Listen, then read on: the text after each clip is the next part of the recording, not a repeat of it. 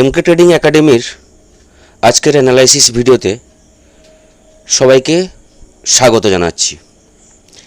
আজ 24 জুন 2026 বুধবার। ইন্ডিয়ান মার্কেটে মোমেন্টাম ডে আজকে আমরা দেখেছি। ওভারঅল তিনটে ইন্ডেক্সে Nifty, bank Nifty, Sensex positive rally খুব ভালো হয়েছে। ট্রেন্ডি মার্কেট এবং নিফটি প্রায় 200 পয়েন্টের কাছাকাছি পজিটিভ ক্লোজিং দিয়েছে।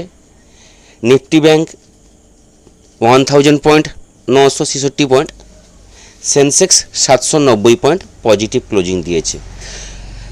কালকে দিনটা ছিল একটা নেগেটিভ ডে, আজকে দেখলাম ঠিক তার উল্টো পজিটিভভাবে আজকে ক্লোজিং দিয়েছে। কালকে ডেটেও আমরা দেখেছিলাম এফআইরা কালকে সেলিং করেনি, কিন্তু এফআই আমাদের ডেটা বা আমাদের মার্কেট কিন্তু কালকে নেগেটিভলি ট্রেড করেছে। আজকে দেখলাম, আজকে যদি আমরা দেখি এফআইদের ডেটা, তাহলে দেখতে পাবো এফআইরা আজকে সেলিং করেছে। Just a minute.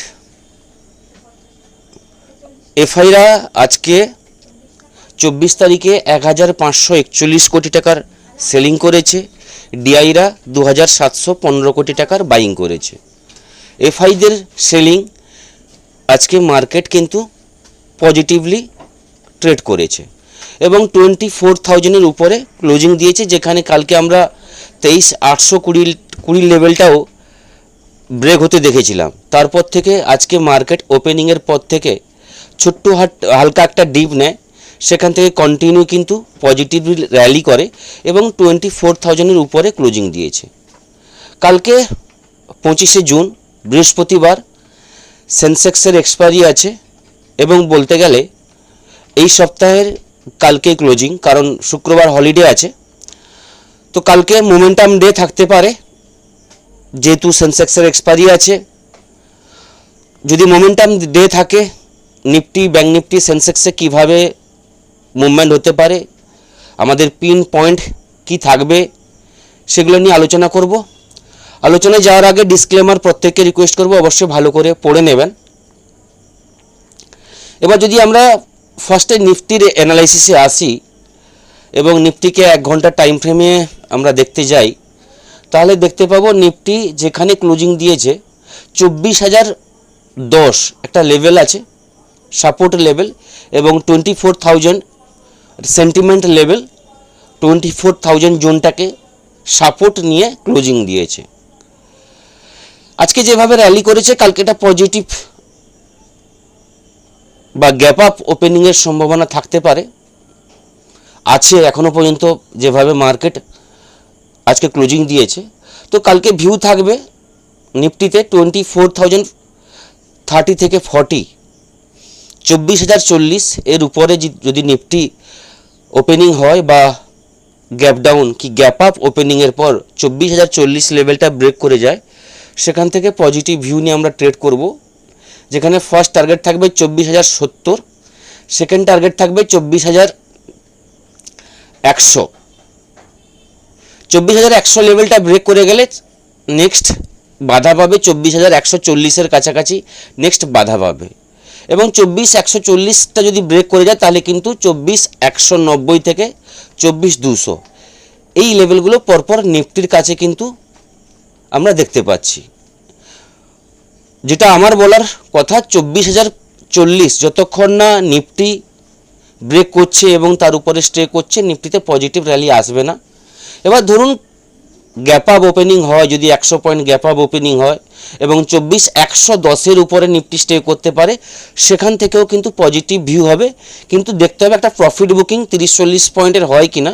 যদি 30-40 পয়েন্টের প্রফিট বুকিং হয় এবং 24,060-এর কাছ থেকে নিফটি বাউন্স নেওয়া শুরু করে, তাহলে কিন্তু সেখান থেকে আবার পজিটিভ ভিউ নিয়ে আমরা ট্রেড করব। দুটো ভিউ বললাম, ফ্ল্যাট ওপেনিং এবং বড় গ্যাপ আপের ভিউ নিয়ে দুটো বললাম।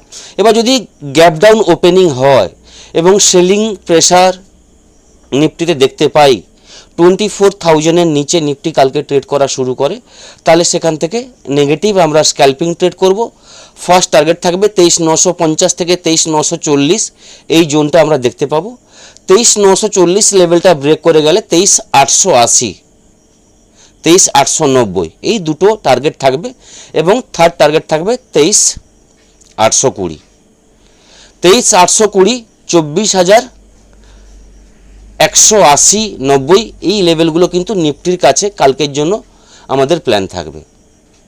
যদি রেঞ্জ করে দিই তাহলে 23,820 এবং 24,190 এই দুটো রেঞ্জের বাইরে নিফটি গেলে সেখান থেকে কিন্তু ভালো কিন্তু মোমেন্টাম আরও কিন্তু আমরা দেখতে পাবো। এবার কালকের আজকে যদি আমরা ডেলি টাইম ফ্রেমে দেখি, কালকে আমরা দেখেছিলাম একটা ইভিনিং স্টারে ফরমেশন হয়েছিল।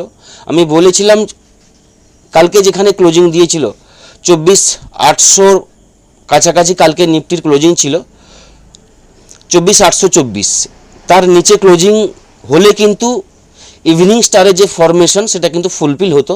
আজকে তার নিচে হালকা গেছে কিন্তু ক্লোজিং অনেকটাই উপরে দিয়েছে, 24,000-এর উপরে ক্লোজিং দিয়েছে। 200-250 পয়েন্ট আজকে লোয়ার লেভেল থেকে নিফটি রিকভারি করেছে এবং ক্লোজিংও ভালো জায়গায় এসছে 24,000-এর উপরে। সেখান থেকে নর্মালি ক্যান্ডেলে দেখে তেমন কোনো কিছু ভিউ আসবে না, যদি আমরা টাইম ফ্রেমে চেঞ্জ করে দেখি সেখান থেকে একটা পজিটিভ ভিউ আমরা দেখতে পাচ্ছি। সে জায়গায় বললাম 24,050-র উপরে নিফটি যদি কালকে ট্রেড করা শুরু করে সেখান থেকে পজিটিভ ভিউ নিয়ে আমরা ট্রেড করতে পারি। এবং দেখার বিষয় আছে কালকে উইকলি যেহেতু ক্লোজিং আছে, সেন্সেক্সের এক্সপায়ারি আছে, উইকলি ক্যান্ডেল কোথায় ক্লোজিং হয় তার উপর বেশ করে নেক্সট উইকের প্ল্যান কিন্তু আমরা করব। এবার যদি সেন্সেক্সের অ্যানালাইসিসে আসি, নিফটির মতো সেন্সেক্স আজকে মুভমেন্ট করেছে, খুব ভালো মুভমেন্ট আমরা দেখতে পেয়েছি। সেন্সেক্সের ভিউ থাকবে 77,200, অর্থাৎ আজকের হাই এর উপরে সেন্সেক্স কালকে যদি 10টা মিনিট স্টে করতে পারে সেখান থেকে সেন্সেক্সে পজিটিভ ভিউ নিয়ে ট্রেড করা যায়।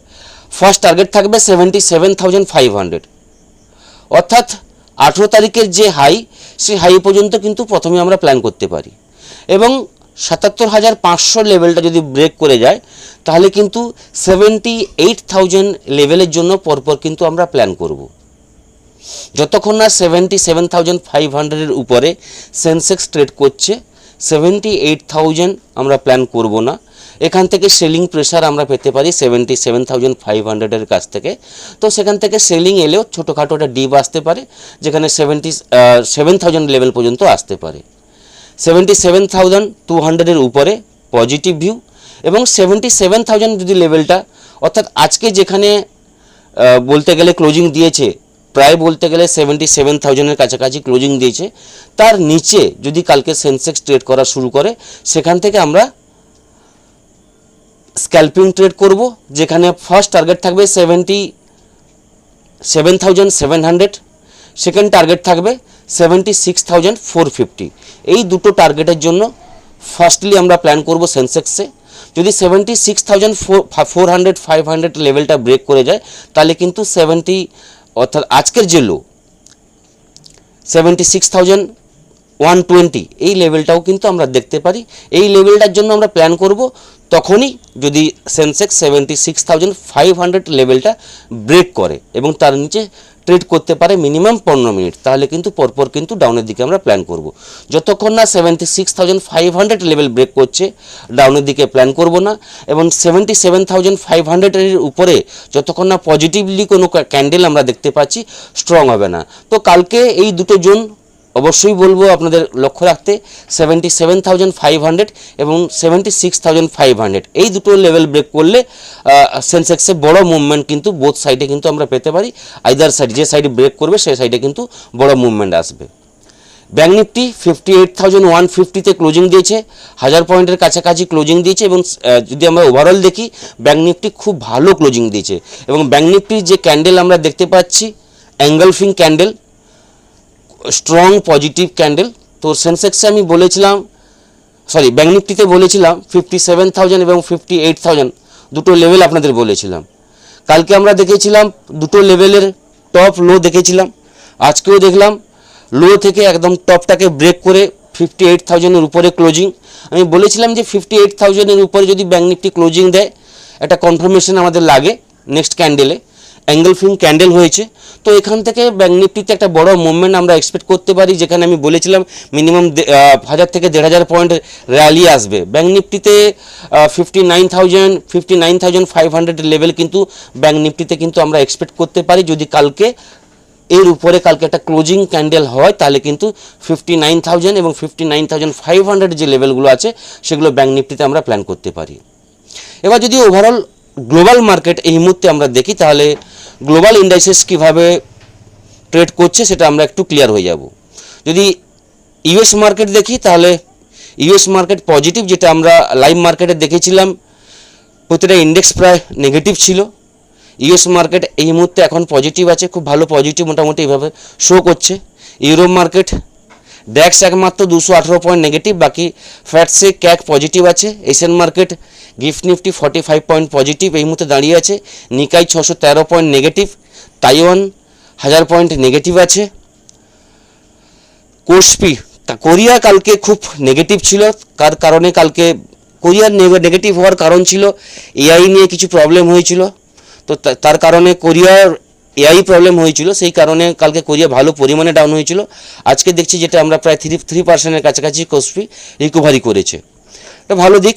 যদি আমরা কমোডিটিস দেখি, 73 পয়েন্ট ব্রেন্ট ক্রুড অয়েল প্রায় 4.5% প্রাইস কমে গেছে, এটা খুব ভালো নিউজ ইন্ডিয়ান মার্কেটের ক্ষেত্রে। প্রতিটা ইন্ডেক্সের ক্ষেত্রে ব্রেন্ট ক্রুড অয়েলের রেট অনেকটাই কমেছে। আমরা কিছুদিন আগে 110-15 আমরা দেখেছিলাম, সে জায়গায় 73, খুব ভালো জিনিস বা ভালো নিউজ। এর পক্ষে মার্কেট অবশ্যই পজিটিভ একটা মোমেন্টাম আসতে পারে, কারণ আজকে আমরা 76-78 দেখেছি, সে জায়গা থেকে আজকের ডেটে 4 পয়েন্টের কাছাকাছি প্রাইস ফল হয়েছে, এটা একটা ভালো নিউজ।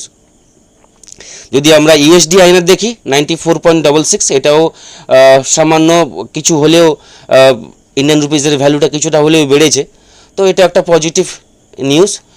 এফআইতে ডেটা বললাম। তো এই থাকলো কালকের overall view, Nifty bank Nifty সেন্সেক্সের ভিউ। সবাই ভালো থাকবেন, থ্যাংক ইউ, ধন্যবাদ।